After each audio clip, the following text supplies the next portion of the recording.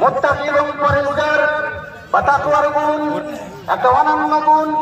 এই গুণ এই শিক্ষা দেওয়ার জন্য পবিত্র মাহে রমজান মহান আল্লাহ রাব্বুল আলামিন আমাদের জন্য ফরজ করেছেন।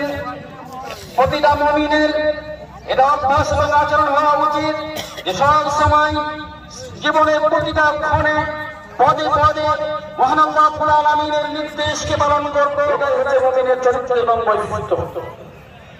বড় দুঃখ লাগে যখন রমজানের চাঁদ আমরা পশ্চিম আকাশে দেখি, তারপরে মসজিদগুলো মুসল্লির পদভারে মুখরিত হয়ে যায়। আবার একটা চাঁদ অর্থাৎ সকালের চাঁদ দেখার পরে পরে মুসল্লি শূন্য হয়ে মসজিদ হাহাকার করে। অনেক মুসল্লি সিয়াম ও কিয়ামের প্রতিষ্ঠাকারী ভাই মসজিদকে গুড বাই জানিয়ে, সালাতকে গুড বাই জানিয়ে মসজিদ ত্যাগ করে চলে যান।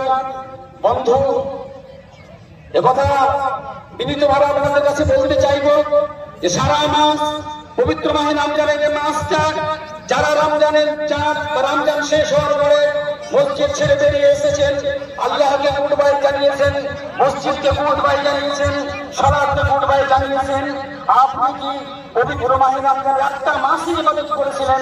না প্রতিপালক মহান স্রষ্টা জীবন এবং মৃত্যুর মালিক যিনি তার ইবাদত করেছিলেন? যদি তার ইবাদত করে